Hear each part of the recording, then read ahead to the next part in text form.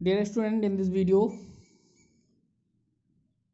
we will read about Ohm's law. ठीक है, Ohm's law. Ohm's law की study करेंगे. What is the Ohm's law? तो सबसे पहले जानते हैं Ohm's. ठीक है, और this law is given by sir Simon Ohm. ठीक है, किसने दिया था? साइमन ओम ने 1781 में अबाउट दिया था 1854. ठीक है, इसमें अबाउट दिया था.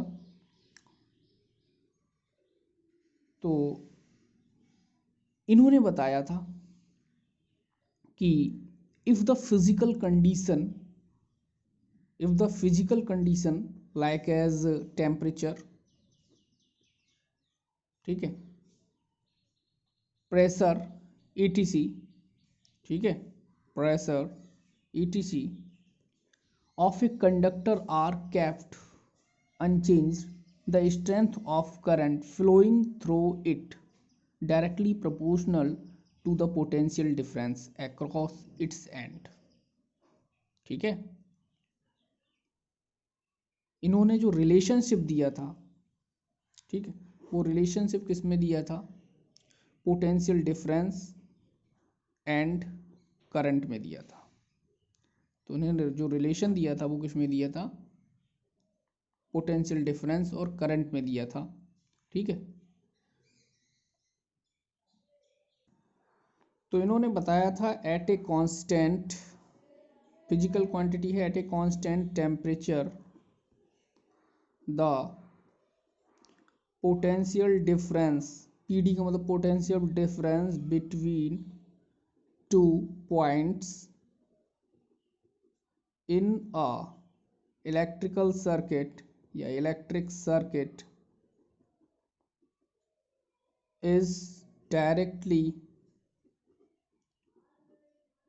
proportional to electric current flowing in a circuit. ठीक है, जो पोटेंशियल डिफरेंस है वो डायरेक्टली प्रोपोर्शनल किसके है? बी प्रोपोर्शनल है इलेक्ट्रिक करंट जो सर्किट में फ्लो हो रही है. ठीक है, एट कांस्टेंट टेम्परेचर पर, यानी फिजिकल क्वांटिटीज क्या है? जैसे कांस्टेंट टेम्परेचर को कांस्टेंट रखा गया है.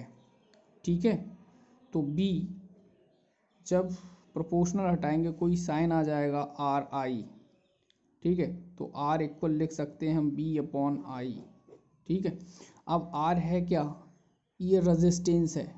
ठीक है, आर इज ए, इसे हम कांस्टेंट ऑफ प्रोपोर्शनैलिटी भी कहते हैं. ठीक है, तो R equal V upon I हो गया. आर को हम जनरली रेजिस्टेंस कहेंगे और रेजिस्टेंस इसका है, तो इसका यूनिट क्या हो जाएगा? इसका यूनिट हो जाएगा वोल्ट पर एम्पियर. यूनिट क्या हो जाएगा? वोल्ट पर एम्पियर. ठीक है, वोल्ट पर एम्पियर.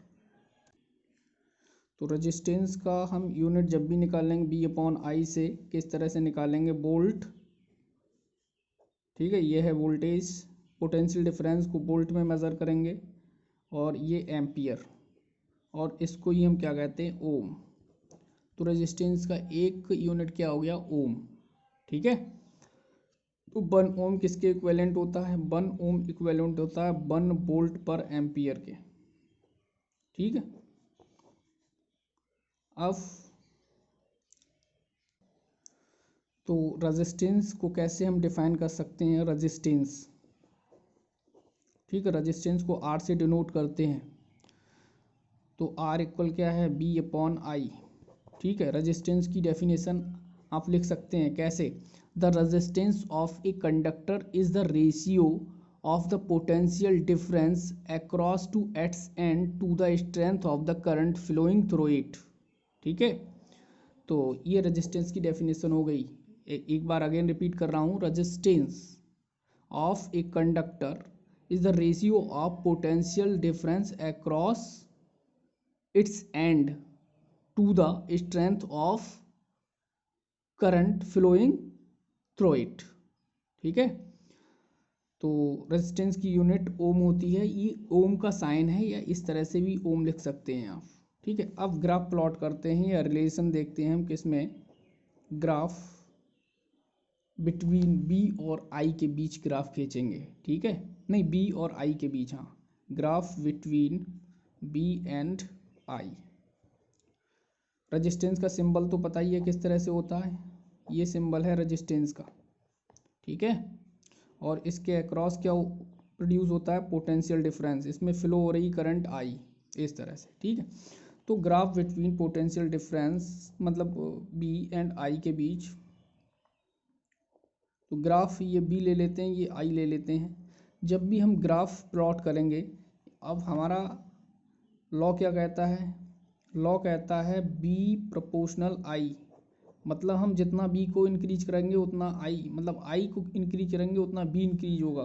तो मतलब जो ग्राफ आएगा, सपोज दैट ये है, ठीक है, ये 0.5 है, ये 1 है, ये 1.5 है, ये 2.0 है, ये भी 1.5 ले लेते हैं, करंट 1 ले लेते हैं, 1.5 2 ले लेते हैं। ठीक है, यहाँ पे ये 1 करेंगे, करंट को अगर 1 एम्पियर करेंगे, वोल्टेज भी 1.5 करेंगे, 1.5 2 करेंगे तो 2। तो जो ग्राफ प्लॉट होगा वो क्या होगा, एक स्ट्रेट लाइन। कैसा प्लॉट होगा, एक स्ट्रेट लाइन, स्ट्रेट लाइन। ठीक है, ये ग्राफ बिटवीन किसके है, बी और आई के। इफ़ हम ग्राफ प्लॉट कर लें, आई यानी इधर भी ले लिया, ये एक्स वाई एक्सेस है और ये एक्स एक्सिस है। सपोज करो हमने करंट को यहाँ ले लिया और ग्राफ बी को यहाँ ले लिया, तब भी जो ग्राफ प्लॉट करेंगे वो कैसा आएगा, स्ट्रेट लाइन ही आएगा। कैसा आएगा, स्ट्रेट लाइन आएगा। ठीक।